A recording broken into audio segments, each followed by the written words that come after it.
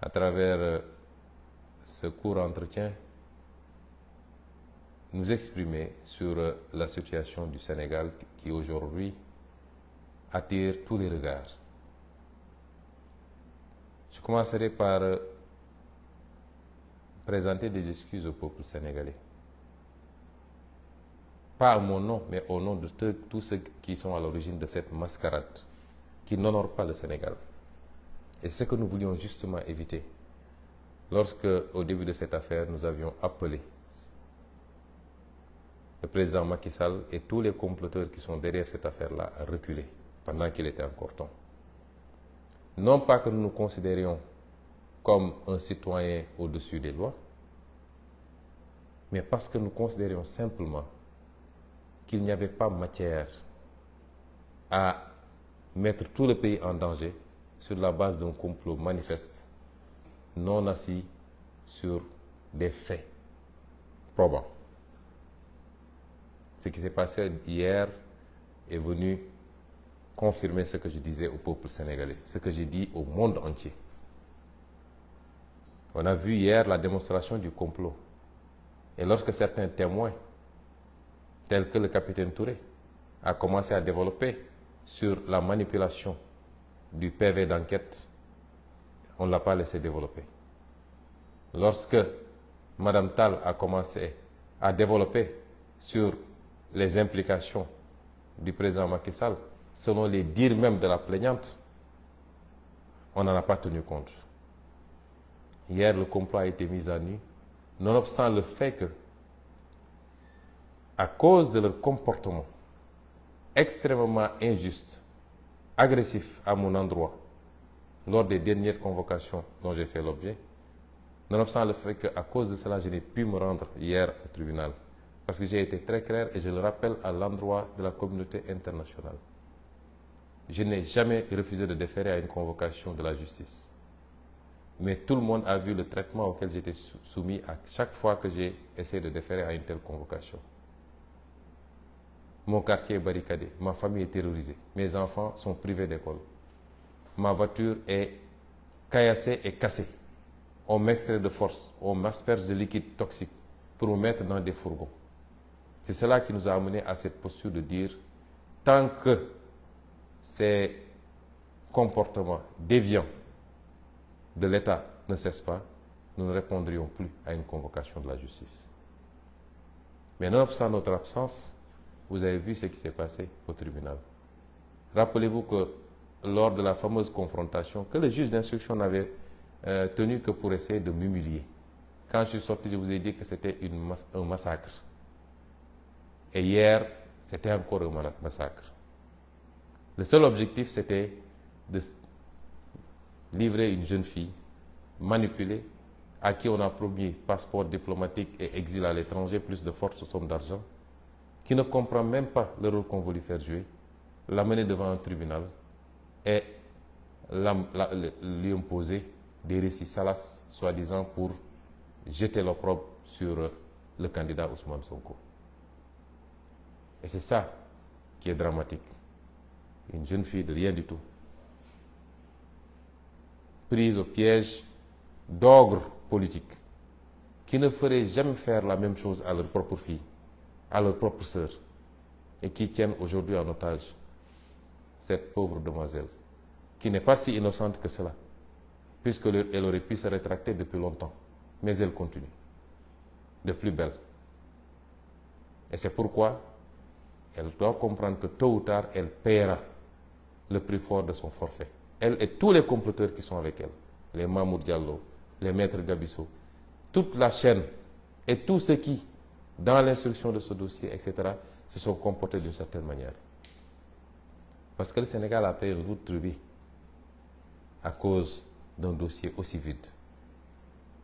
Chers compatriotes, chers amis étrangers, pour un dossier de viol, la partie civile, ni le parquet, ni la partie civile n'ont été en mesure d'apporter la moindre preuve, parce qu'il n'y en a pas. Il n'y a ne serait-ce que l'existence d'une relation intime avec cette jeune fille, a fortiori un rapport non consenti. Et je l'ai dit depuis le début. Aucune preuve, aucun début de preuve même n'a pu être produit. Pour une audience qui s'est étirée de 9h ou 10h jusqu'à 3h du matin. Mais ce qui s'est passé hier nous interpelle. Ce qui s'est passé est très grave. On n'a jamais vu autant de violations des droits de la défense dans un procès. Comment peut-on admettre, alors que le droit, le code pénal et le code de procédure disent de manière très claire qu'on ne peut pas juger quelqu'un en matière criminelle sans l'assistance d'un avocat? Et hier, des juges ont soumis Mme Ndeye Khady Ndiaye en état de grossesse de 8 mois à une procédure que rien ne justifiait, un empressement que rien ne justifiait, toute une journée jusqu'à tard la nuit, sans qu'elle soit assistée par un avocat. Comment vouliez-vous qu'on fasse confiance à une justice qui fonctionne comme ça? Il n'y a pas de violation plus flagrante. Elle n'a pas eu droit à un avocat. Et le tribunal lui demandait de poser des questions aux témoins parce qu'elle était son propre avocat. À l'endroit de la communauté internationale, c'est ça la justice sénégalaise aujourd'hui sous Macky Sall. Et on nous dit de faire confiance à cette institution-là pour juger en son âme et conscience. Les violations, on ne peut même pas les énumérer. Elles sont énormes. On a voulu faire croire aux Sénégalais que j'aurais reçu une citation. C'est parfaitement faux. Jamais je n'ai reçu une citation. Le commissaire Mansali de Ziguinchor a délibérément menti, si c'est lui qui est l'auteur du PV, en disant qu'il m'a trouvé devant chez moi, en décrivant les murs de la maison, mais tout Ziguinchor connaît ma maison, et qu'il m'aurait remis une citation que j'ai refusé de prendre et que je n'ai pas signée. Je jure qu'il a menti. Et, comble de contradiction, on antidate ce document, parce que lui, il a été saisi le 11, au soir. On antidate ce document pour le dater du 11, sous la supervision du commissaire Adramé Sarr de la DIC, et le même commissaire Adramé Sarr établit un autre document pour le 16, donc postérieur à ce document, pour dire qu'il n'a pas pu remettre de convocation à Ousmane Sonko. Un crime n'étant jamais parfait, nous sommes en présence d'un mensonge. Comment aujourd'hui la police de ce pays, et c'est la deuxième fois qu'on m'a fait ça, parce qu'on m'avait fait ça avec le dossier ce faux dossier de diffamation, en se présentant chez moi et en disant qu'un de mes gardes du corps a déchargé alors qu'il n'en était absolument rien. On établit des faux pour essayer de forcer. Et un juge récupère ça, il ne veut pas voir la réalité et dit que Sonko a reçu sa citation. Ensuite, on balance à une certaine presse qui dit que Sonko a reçu une citation. Depuis que j'ai maille à partir avec la justice sur des dossiers fabriqués, jamais mes droits n'ont été respectés. Et aujourd'hui, si on avait une vraie justice, c'est ces comploteurs-là qui auraient dû être poursuivis. Et pourtant, j'ai déposé des plaintes depuis plusieurs mois maintenant. Gageons qu'elles ne seront jamais instruites par cette justice, par ce parquet général complètement pourri, par ceux qui doivent instruire les dossiers. Et c'est ça la réalité du Sénégal aujourd'hui. On nous dit de faire confiance à cette justice. Je suis désolé, je ne ferai jamais confiance à cette justice. Nous sommes en face de dossiers politiques. Et comme disait le président Abdoulaye Wade, un dossier politique ne se gère pas au niveau des prétoires. Et ce qui s'est passé hier le prouve. Depuis quand le tribunal se transforme en une salle de projection pornographique, simplement pour essayer d'atteindre un opposant, sur des faits qui n'existent pas, qui ne sont pas établis. Et c'est pourquoi nous considérons que, et nous continuons à appeler tous les Sénégalais à se mobiliser. Comment est-ce qu'un tribunal peut faire face à une partie civile qui vous étale des mensonges et des contradictions? Les vidéos sont là qui font lésion, où cette partie civile disait détenir des preuves irréfutables sur son téléphone portable. Ni à l'instruction, ni à l'enquête de gendarmerie, encore moins à l'audience, elle n'a pu produire cela. Comment cette partie civile peut dire qu'elle ne connaît pas Mamour Diallo alors qu'il y a une vidéo qui circule où elle dit « c'est moi qui ai enregistré Mamour Diallo parce que je voulais avoir des preuves pour la suite ». Comment cette partie civile peut avoir déclaré avoir été enceinte et 2 ans plus tard, toujours pas de bébé, et devant un juge, elle dit non, c'était juste pour avoir la possibilité de m'échapper. Et enfin, la liste est encore longue, on peut encore sortir, mais comment une partie civile peut reconnaître devant un juge que les audios qui ont été présentés par un témoin, dans lesquels elle disait nommément elle disait carrément que c'était un complot ourdi par Mamour Diallo, qui lui a promis des choses. À la question, est-ce que vous reconnaissez votre voix dans cet audio-là, et est-ce que vous les validez? Elle dit oui, mais je le faisais juste pour m'amuser et pour tromper les gens.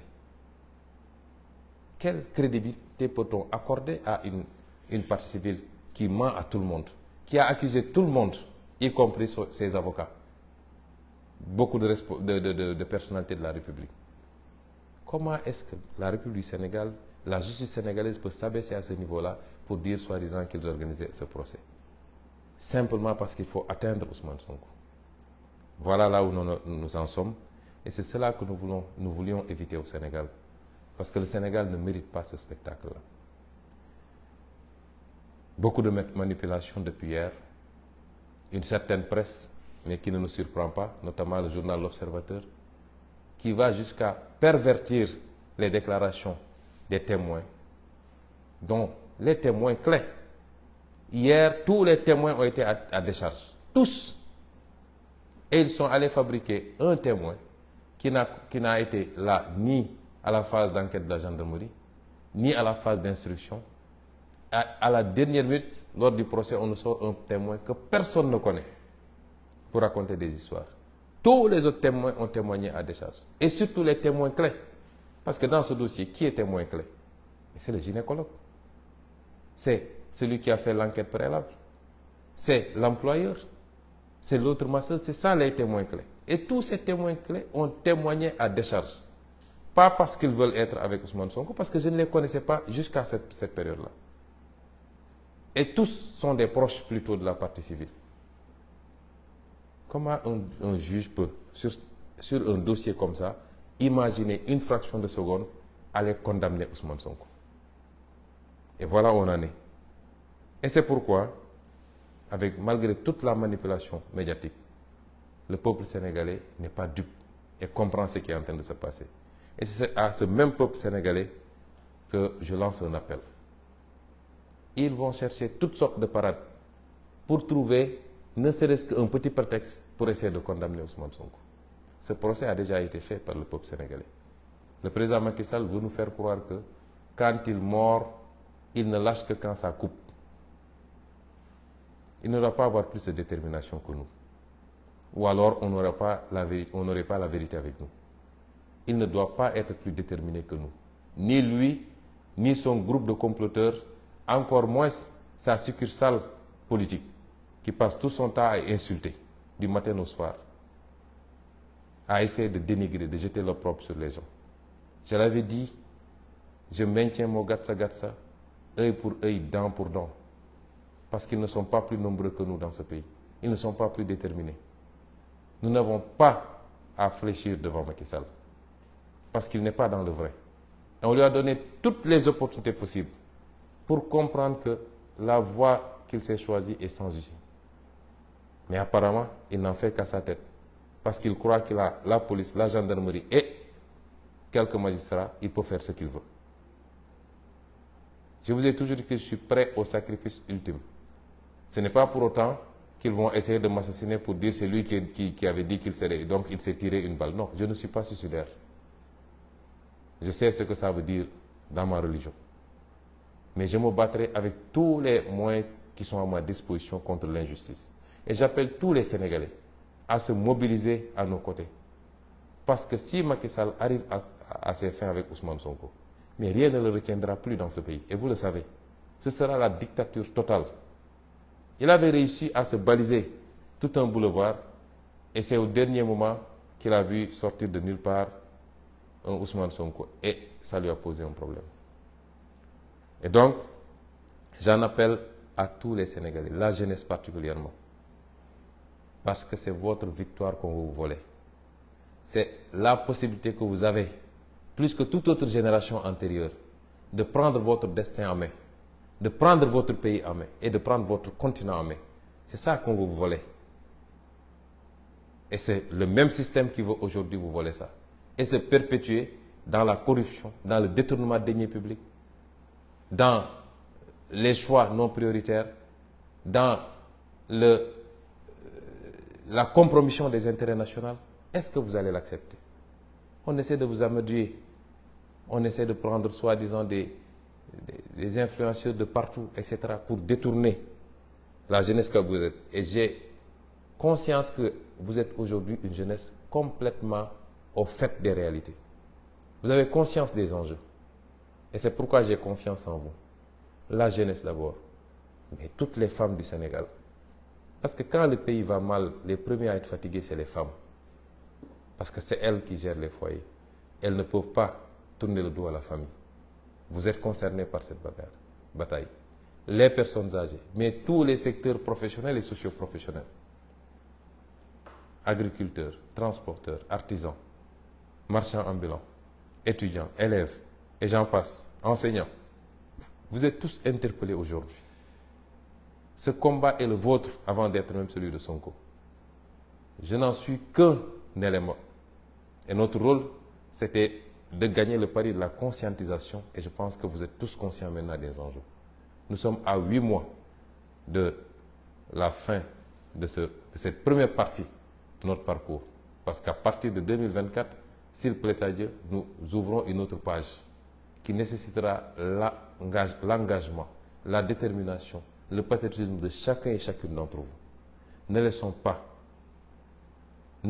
passer cette occasion, parce que nous le regretterions tous. Ne laissons pas passer cette occasion, quelquefois par, excusez-moi d'un certain nombre de termes que je vais utiliser, quelquefois ça peut être par ignorance pour certains. Pour d'autres, c'est parce qu'on a peur de grenades lacrymogènes ou qu'on nous prenne, etc. Mais nous sommes un grand peuple. Macky Sall ne peut pas tous nous emprisonner, encore moins nous tuer. Il n'ose même pas le faire. Donc, ce que vous devez savoir, à chaque fois qu'il y a une victime, la pression s'accroît sur Macky Sall.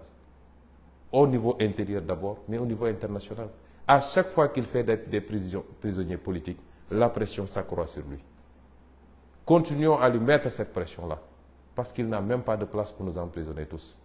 Et encore moins oser nous tirer dessus tous tant que nous sommes pour faire un massacre à grande échelle. Et c'est pourquoi je réitère mon appel à chacun et à chacune d'entre vous. Je rendrai hommage à des femmes. On a utilisé une femme pour mettre ce pays dans la situation où il est. Mais des femmes ont montré énormément de dignité. Et je veux citer Mme Ndeye Khady Ndiaye. Je la donne en exemple à tout le peuple sénégalais. Et nous devons tous la soutenir. Tout Sénégalais qui peut la soutenir n'a qu'à la soutenir. Elle est l'exemple de la dignité humaine. Elle a failli perdre un bébé à cause de cette affaire. Et maintenant, on lui fait prendre des risques sur encore un bébé à cause de cette affaire-là. Et malgré tout, elle reste stoïque. Elle aurait pu encaisser énormément d'argent qu'on lui a proposé. On aurait pu céder aux menaces. Elle a fait l'objet d'attaques physiques. Son mari a été attaqué par des nervis. Mais elle est restée digne. Je veux lui rendre un vibrant hommage.